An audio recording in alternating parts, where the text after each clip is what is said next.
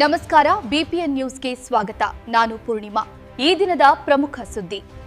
ನಗರದ ಐತಿಹಾಸಿಕ ಲಾಲ್ಬಾಗ್ ಆವರಣದಲ್ಲಿ ಇಪಿಎಸ್ 95 ಪಿಂಚಣಿದಾರರ 99ನೇ ಮಾಸಿಕ ಸಭೆ ಗಂಭೀರ ಚರ್ಚೆಗಳು ಮತ್ತು ದೃಢ ನಿರ್ಧಾರಗಳೊಂದಿಗೆ ಯಶಸ್ವಿಯಾಗಿ ಜರುಗಿತು. ಬಿಎಂಟಿಸಿ ಹಾಗೂ ಕೆಎಸ್ಆರ್ಟಿಸಿ ನಿವೃತ್ತ ನೌಕರರ ಸಂಘ ಮತ್ತು ಚಿಕ್ಕಬಳ್ಳಾಪುರ ಕೆಎಸ್ಆರ್ಟಿಸಿ ನಿವೃತ್ತ ನೌಕರರ ಟ್ರಸ್ಟ್ ಸಂಯುಕ್ತ ಆಶ್ರಯದಲ್ಲಿ ನಡೆದ ಈ ಸಭೆಯಲ್ಲಿ ರಾಜ್ಯದ ವಿವಿಧ ಭಾಗಗಳಿಂದ ಆಗಮಿಸಿದ ನಿವೃತ್ತ ನೌಕರರು ಸಕ್ರಿಯವಾಗಿ ಭಾಗವಹಿಸಿದರು. ಸಭೆಗೆ ಚಾಲನೆ ನೀಡಿದ ಸಂಘದ ಖಜಾಂಚಿ ಡೋಲಪ್ಪ ಅವರು ಸದಸ್ಯರನ್ನು ಸ್ವಾಗತಿಸಿ ಹೋರಾಟದ ಹಿನ್ನೆಲೆ ಮತ್ತು ಅಗತ್ಯತೆಯನ್ನು ವಿವರಿಸಿದರು. ದೇಶಾದ್ಯಂತ ಇಪಿಎಸ್ ನಿವೃತ್ತರು ನಡೆಸುತ್ತಿರುವ ಸಮಾವೇಶಗಳು, ಪ್ರತಿಭಟನೆಗಳು, ಮನವಿ ಪತ್ರಗಳು ಹಾಗೂ ಪೋಸ್ಟ್ ಕಾರ್ಡ್ ಚಳುವಳಿಗಳ ಕುರಿತು ಸಭೆಯಲ್ಲಿ ವಿಶ್ಲೇಷಣಾತ್ಮಕ ಚರ್ಚೆ ನಡೆಯಿತು. ಇವೆಲ್ಲಕ್ಕೂ ಕೇಂದ್ರ ಸರ್ಕಾರ ಸ್ಪಂದಿಸದಿರುವುದನ್ನು ಸದಸ್ಯರು ತೀವ್ರವಾಗಿ ಖಂಡಿಸಿದರು. ಪಾರ್ಲಿಮೆಂಟ್ ಬಜೆಟ್ ಅಧಿವೇಶನದ ಕೊನೆಯ ದಿನವೂ ಕನಿಷ್ಠ ₹7,500 ಪಿಂಚಣಿ, ಭತ್ಯೆ ಮತ್ತು ಸಮರ್ಪಕ ವೈದ್ಯಕೀಯ ಸೌಲಭ್ಯಗಳ ಕುರಿತು ಯಾವುದೇ ಸ್ಪಷ್ಟ ನಿರ್ಧಾರ ಕೈಗೊಳ್ಳದಿರುವುದು ನಿವೃತ್ತರ ಅಸಮಾಧಾನವನ್ನು ಮತ್ತಷ್ಟು ಗಾಢಗೊಳಿಸಿದೆ.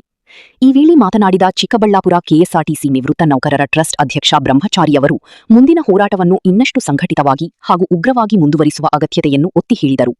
ಸಂಘಟನಾ ಕಾರ್ಯದರ್ಶಿ ನಾಗರಾಜು ಹಾಗೂ ಸದಸ್ಯ ವಸಂತರಾಜ್ ತಮ್ಮ ಅಭಿಪ್ರಾಯಗಳನ್ನು ಹಂಚಿಕೊಂಡು ನಿವೃತ್ತರ ಹಕ್ಕುಗಳಿಗಾಗಿ ಏಕಮನಸ್ಸಿನಿಂದ ಹೋರಾಟ ನಡೆಸುವಂತೆ ಕರೆ ನೀಡಿದರು. ಹೆಚ್ಚುವರಿ ಪಿಂಚಣಿಗೆ ಸಂಬಂಧಿಸಿದಂತೆ ಸರ್ವೋಚ್ಚ ನ್ಯಾಯಾಲಯದ ತೀರ್ಪು ಜಾರಿಗೆ ಬರದಿರುವ ವಿಚಾರವು ಸಭೆಯಲ್ಲಿ ಪ್ರಮುಖ ಚರ್ಚೆಗೆ ಗ್ರಾಸವಾಗಿದೆ. ದೇಶದ ವಿವಿಧ ಉಚ್ಚ ನ್ಯಾಯಾಲಯಗಳಲ್ಲಿ ಸಲ್ಲಿಕೆಯಾಗಿರುವ ಸಾವಿರಾರು ರಿಟ್ ಅರ್ಜಿಗಳಲ್ಲಿ ನಿವೃತ್ತರ ಪರವಾಗಿ ತೀರ್ಪುಗಳು ಹೊರಬರುತ್ತಿರುವುದು ಆಶಾದಾಯಕ ಬೆಳವಣಿಗೆಯಾಗಿದೆ. ಕರ್ನಾಟಕ ಉಚ್ಚ ನ್ಯಾಯಾಲಯದಲ್ಲಿಯೂ ಸಾವಿರಾರು ಪ್ರಕರಣಗಳು ಬಾಕಿ ಇರುವ ಹಿನ್ನೆಲೆಯಲ್ಲಿ 2014ರ ನಂತರ ನಿವೃತ್ತರಾದವರಿಗೆ ಹೆಚ್ಚುವರಿ ಪಿಂಚಣಿ ದೊರೆಯುವ ವಿಶ್ವಾಸವನ್ನು ಸಭೆ ವ್ಯಕ್ತಪಡಿಸಿದೆ. ಅಧಿಕಾರ ಮತ್ತು ಸ್ಥಾನಮಾನ ಶಾಶ್ವತವಲ್ಲ, ಕಾಲವೇ ಅಂತಿಮ ತೀರ್ಪು ನೀಡುತ್ತದೆ ಎಂಬ ಸಂದೇಶದೊಂದಿಗೆ ತಮ್ಮ ಹಕ್ಕುಗಳನ್ನು ಪಡೆಯುವ ತನಕ ಹೋರಾಟವನ್ನು ಇನ್ನಷ್ಟು ತೀವ್ರಗೊಳಿಸುವ ಸಂಕಲ್ಪವನ್ನು ನಿವೃತ್ತರು ವ್ಯಕ್ತಪಡಿಸಿದರು. ಸಭೆಯ ನಿರ್ವಹಣೆಯನ್ನು ಸಂಘದ ಪದಾಧಿಕಾರಿಗಳಾದ ಆರ್ ಮನೋಹರ್, ರುಕ್ಮೇಶ್ ಹಾಗೂ ಕೃಷ್ಣಮೂರ್ತಿ ಕೆ ಅವರು ಸಮರ್ಪಕವಾಗಿ ನಿರ್ವಹಿಸಿದರು.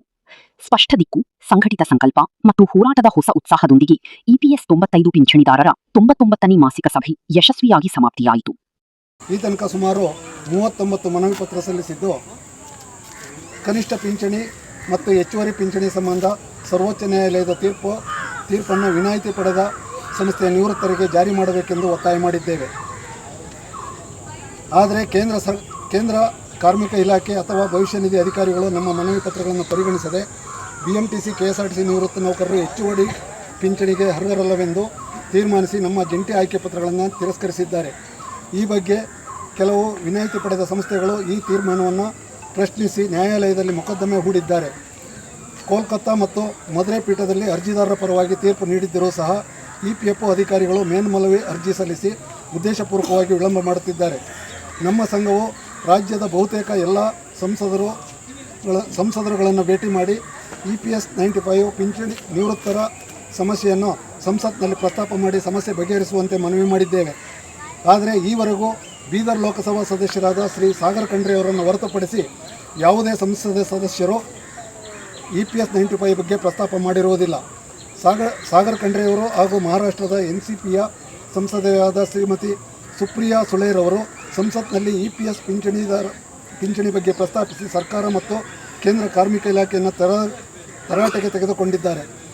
ಇಪಿಎಸ್ 95 ಪಿಂಚಣಿ ಕೇಂದ್ರ ಸರ್ಕಾರದ ಭಿಕ್ಷೆಯಲ್ಲ, ಚಾರಿಟಬಲ್ ಅಲ್ಲ ಎಂದು ಸರ್ಕಾರವನ್ನು ತರಾಟೆಗೆ ತೆಗೆದುಕೊಂಡಿದ್ದು, ಕೇಂದ್ರ ಹಣಕಾಸು ಸಚಿವೆಯಾದ ನಿರ್ಮಲಾ ಸೀತಾರಾಮನ್ರವರು ಮತ್ತು ಕೇಂದ್ರ ಕಾರ್ಮಿಕ ಸಚಿವ ತಬ್ಬಿಬ್ಬಾಗಿ ಧರ್ಮ ಸಂಕಟ ಎಂದು ಲೋಕಸಭೆಗೆ ತಿಳಿಸಿರುತ್ತಾರೆ.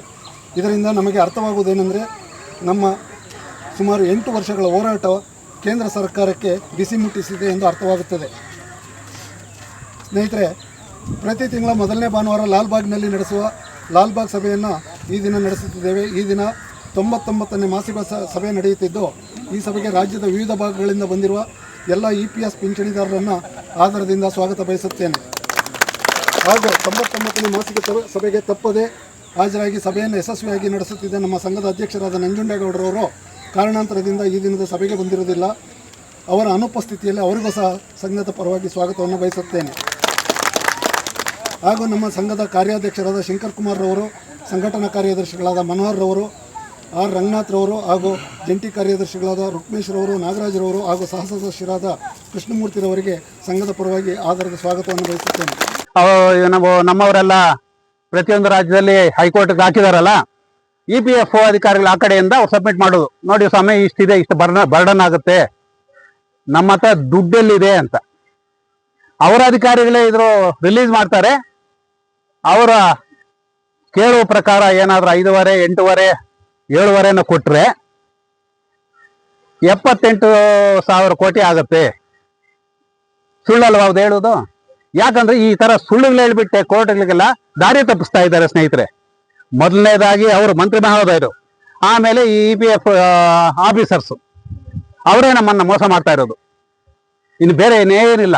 ಕರೆಕ್ಟಾಗಿ ಏನ್ ನಡೀತಾ ಇದೆ ಅಂತ ಅನ್ನೋದು ಸೆಂಟ್ರಲ್ ಗೌರ್ಮೆಂಟ್ಗೆ ಒಂದು ಪಿಕ್ಚರ್, ಒಂದು ಕರೆಕ್ಟಾಗಿ ಮಾಹಿತಿ ಕೊಡ್ತಾ ಇಲ್ಲ. ಪ್ರಧಾನಮಂತ್ರಿಗೂ ಮಾಹಿತಿ ಕೊಡ್ತಾ ಇಲ್ಲ. ಇವ್ರು ಹೇಳ್ತಾ ಇದ್ದಾರೆ ಅಷ್ಟು ನಾವ್ ಹೇಳಿದೀವಿ, ನಾವು ಮಾತಾಡಿದೀವಿ, ಕೊಡ್ತಾರೆ ಅಂತ. ಎಷ್ಟು ವರ್ಷ? 8 ವರ್ಷ ಆಯ್ತು. 8 ವರ್ಷ ಬೇಕಾ? ಹೋಗ್ಲಿ. ನೀವೇನಾದ್ರೂ ಬಡ್ಜೆಟ್ ಅಲ್ಲಿ ಇದು ಮಾಡ್ಬಿಟ್ಟು ಬೇರೆ ಕಡೆ ಸಾಲ ತಗೊಂಡ್ ಬಂದು ಕೊಡುವ ಅವಶ್ಯಕತೆ ಏನಿದೆಯಾ? ಆ ತರ ಇದೆಯಾ? ಆ ತರ ಇದ್ರೆ ನಾವು ಕೇಳ್ತಾನೆ ಇರ್ಲಿಲ್ಲ. ಮುಗಿದೋಗಿದೆ. 60 ವರ್ಷ ಮೇಲ್ಪಟ್ಟವ್ರು ನಾವು, ಮುಗಿದೋಗಿದೆ. ಅವ್ರಿಗೋಸ್ಕರ ನಂಬ್ಕೊಂಡಿಲ್ಲ. ಆ ತರ ಇಲ್ಲ. ನಮ್ಮ ದುಡ್ಡಿದೆ. ನಾವು 40 ವರ್ಷ ವಯಸ್ಸಾಗಿರುವಾಗ ದುಡ್ದಿರೋ ದುಡ್ಡು, ಪ್ರತಿ ತಿಂಗಳು ಕಟ್ಟಿರೋ ದುಡ್ಡು ಅಲ್ಲಿದೆ. ಅದರಲ್ಲಿ ಬಡ್ಡಿ ಬರ್ತಕ್ಕಂಥದ್ದು ಕೊಡಿ ಅಂತಲೇ ನಮ್ಮ ಲಾಯರ್ಗಳು, ನಮ್ಮ ಲೀಡರ್ಗಳೆಲ್ಲ ಕೇಳ್ತಾ ಇದ್ದಾರೆ. ಅಂಕಿ ಅಂಶಗಳ ಸಮೇತವಾಗಿ ಕೇಳ್ತಾ ಇರೋದು ನಮ್ಮವರು. ಅವ್ರಂಗೆ ಬುಡಿ ಬಿಡ್ತಾ ಇಲ್ಲ. ಕರೆಕ್ಟಾಗಿ RTI ಎಲ್ಲ ಹಾಕಿ ಏನಿದೆ ಅಲ್ಲ ವಾಸ್ತವಾಂಶ ಕ್ಲೀನ್ ಆಗಿ ಅಲ್ಲಿ ಕೊಡ್ತಾ ಇದ್ದಾರೆ. ಸ್ಟೇಟಸ್ ಎಲ್ಲ ಕಂಪ್ಲೀಟ್ ಕೊಡ್ತಾ ಇದ್ದಾರೆ. ಆದ್ರೂ ಕೂಡ 10 ಲಕ್ಷ ಕೋಟಿ ಆಗುತ್ತೆ ಅಂತ ಒಬ್ಬರು, ಒಂದ್ ಕಡೆ 78,000 ಆಗುತ್ತೆ ಅಂತ ಅದೇ ಆಫೀಸರ್ಸ್ ಹೇಳೋದು. ಇದು ಏನ್ ಅನ್ಸ್ತದೆ ಇದು? ಅದಕ್ಕೋಸ್ಕರ ಇವ್ರು ನಂಬ್ಕೊಂಡ್ರೆ ಯಾವುದೇ ವಿಧವಾದ ನಮಗೆ ಅನುಕೂಲ ಆಗಲ್ಲ. ಯಾಕಂತಂದ್ರೆ ಇವ್ರು ವಯಸ್ಸಾಗಿರೋರು ಎಲ್ಲೋ ಒಂದ್ ಕಡೆ ಜೈ ಅಂತಾರೆ, ಎಲ್ಲೋ ಒಂದ್ ಕಡೆ ಒಂದು 500 ಜನ 1000 ಜನ ಸೇರ್ತಾರೆ, ಕೂತ್ಕೊಂತಾರೆ, ಹೋಗ್ತಾ ಇರ್ತಾರೆ. ಇವ್ರಿಗೆ ಯಾಕೆ ನಾವು ಇದು ಮಾಡ್ಬೇಕು? ಒಬ್ಬರಿಗನ ಇಂಟ್ರೆಸ್ಟೇ ಇಲ್ಲ. ಅದಕ್ಕೋಸ್ಕರ ಯಾರೇ ಆಗ್ಲಿ ನಮ್ಮ ರಾಜ್ಯದಲ್ಲಿ ಹೋಗಿರ್ತಕ್ಕಂಥವ್ರು ಇನ್ನ ನಾವು ಮನವಿ ಪತ್ರ ಕೊಡೋದೇ ಬೇಡ ಅಂತ ಅಂದ್ಬಿಟ್ಟು ನನ್ನ ಒಬ್ಬನ ಅನಿಸಿಕೆ ಸ್ನೇಹಿತರೆ. ಆದ್ರೆ ಇದು ತಪ್ಪಂದ್ರೆ ತಪ್ಪೇ ಅನ್ಕೊಂಡು ಒಪ್ಕೊಳ್ಳೋಣ. ಆದ್ರೆ ಈಗಾಗಲೇ ಧರ್ಮಾಚಾರ್ಯರು ಹೇಳಿದ್ದಾರೆ, ಡೋಲಪ್ನವರು ಹೇಳಿದ್ದಾರೆ, ನಮ್ಮಿಂದ ಎಲ್ಲರೂ ಹೇಳ್ತಾ ಇದ್ದಾರೆ. ನಮ್ದೇನು ಜಾಸ್ತಿ ಸಬ್ಜೆಕ್ಟ್ ಏನಿಲ್ಲ. ಈಗ 95 GPS 95 ಅಂತ ಏನಿದೆ, ಇದು EPS 26 ಆಗಿದೆ. ಈಗ 95 ಹೋಯ್ತದು. ಅದು ಸೆಂಟ್ರಲ್ ಗೌರ್ಮೆಂಟು ಚೇಂಜ್ ಮಾಡಿದ್ದಾರೆ. 95 ಅಲ್ಲಿ ಏನಾಗಿತ್ತು, 95 ಇಂದ ನಮಗೆ ಹೈಯರ್ ಪೆನ್ಷನ್ನು ನಮ್ಮ ದೇಶಕ್ಕೆ ಇಳಿಬೇಕು ಅಂತ ಮಾಡಿ ಸರ್ಕಾರ ಮಾಡಿದ್ರು. ಅದನ್ನೆಲ್ಲ ಪಾಸ್ ಮಾಡಿಬಿಟ್ಟು ಬ್ಯಾಲೆನ್ಸ್ ಮಾಡಿಬಿಟ್ಟು ಅದನ್ನೆಲ್ಲ ಮಧ್ಯೆ ಕೇಳ್ತಾ ಅನ್ನೋದು ದೇಶದಿಂದ ಕೇಂದ್ರ ಸರ್ಕಾರ 2026 ಸ್ಕೀಮ್ ಬಂದಿದೆ. ಇವಾಗ 95 ಸ್ಕೀಮ್ ಹೋಯ್ತದು. ಅದೆಲ್ಲ ಹೆಸರಿಲ್ಲ ಇವಾಗ. ಆ ಹೆಸರಿನಿಂದ ನಮ್ಮ ಫಂಡ್ ಅಲ್ಲಿದೆ ದುಡ್ಡು. ಆ 95 ಸ್ಕೀಮಲ್ಲಿ ಏನೇ ದುಡ್ಡು, ಆ ದುಡ್ಡಿನ ಬಡ್ಡಿಯಲ್ಲಿ ನಮಗೆ ಪೆನ್ಷನ್ ಕೊಡ್ಬೋದು. ಯಾವುದು ಮಿನಿಮಮ್ ಪೆನ್ಷನ್ ಕೊಡ್ಬೋದು, ಹೈಯರ್ ಪೆನ್ಷನ್ ಕೊಡ್ಬೋದು. ಅದು ಕೊಡೋದಕ್ಕೂ ಅದನ್ನು ಮುಚ್ಚಾಕೋದಕ್ಕೂ ಕೂಡ ಅವರು 26 ಅಂತ ಮಾಡ್ಕೊಂಡಿದ್ದಾರೆ. ಈಗಾಗಲೇ ಕೇಂದ್ರ ಸರ್ಕಾರ ಬಂದ ಮೇಲೆ 9 ಕಮಿಟಿಗಳನ್ನು ಮಾಡಿದೆ. ಅದು 9 ಕಮಿಟಿಗಳು ಶಿಫಾರಸನ್ನು ಒಂದು ಜಾರಿ ಮಾಡಲಿಲ್ಲ. ಅದು OCR ಕಮಿಟಿ ಅಂತ ಒಂದಿದ್ದು 17 ಇಸ್ವಿ ಮಾಡಿದ್ರು. ಅವ್ರು ಆವಾಗಲೇ ಹೇಳಿದ್ರು ಮಿನಿಮಮ್ 3,000 ರೂಪಾಯಿ ಮಾಡಬೇಕು, ದೇಶಕ್ಕೆ ಅಲ್ಲಿಯೇ ಕೊಡಬೇಕು ಅಂತ ಹೇಳಿದ್ದು. ಅದನ್ನು ಗಣನೆ ತಗೊಂಡಿಲ್ಲ. ಈಗ ನಮ್ಮ ಬೊಮ್ಮಾಯಿಯವರು ಕೊಡ್ತಿದ್ದಾರೆ, ಇದೇನಾಗುತ್ತೆ ಗೊತ್ತಿಲ್ಲ. ಹೀಗಾಗಿ ನಾವು 26 ಬೇರೆ ರೂಟ್ ಮಾಡ್ಕೊಂತ ಹೋಗೋದು ಆ ಪೆನ್ಷನ್ ಸ್ಕೀಮ್ಗೆ. ಮುಂದೆ ಬರೋರಿಗೆ, ಮುಂದೆ EPF ನಲ್ಲಿ ಬರೋರಿಗೆ ಅವ್ರಿಗೆ ಅನುಕೂಲವಾದ ಪರಿಸ್ಥಿತಿ ಮಾಡ್ಕೊಂತಾರೆ ಅವರು. ಈ ನಮ್ಮ ಹೋರಾಟ ಏನಿದ್ರು, ನಮ್ಮ 95 ಸ್ಕೀಮಲ್ಲಿ ಏನಿದೆ ಫಂಡು, ಆ ಫಂಡಲ್ಲಿ ಬರೋ ದುಡ್ಡು ಪೆನ್ಷನ್ಗೋಸ್ಕರ ನಾವು ಹೋರಾಟ ಮಾಡಬೇಕು. ಅವರು ಈಗ ಕಾಲ ಕಳೆದು ಅದನ್ನು ಮುಚ್ಚಾಕ ಒಂದು ದೇಶದಲ್ಲಿದ್ದಾರೆ. ಅದು ನಾವು ಜಾಗೃತರಾಗಿ ಮುಂದೆ ಪ್ರಬಲವಾದ ಹೋರಾಟ ಮಾಡಬೇಕು ಅಂತ ಕೇಳ್ಕೊಂತ ನಿಮ್ಮೆಲ್ಲರಿಗೂ ಧನ್ಯವಾದ.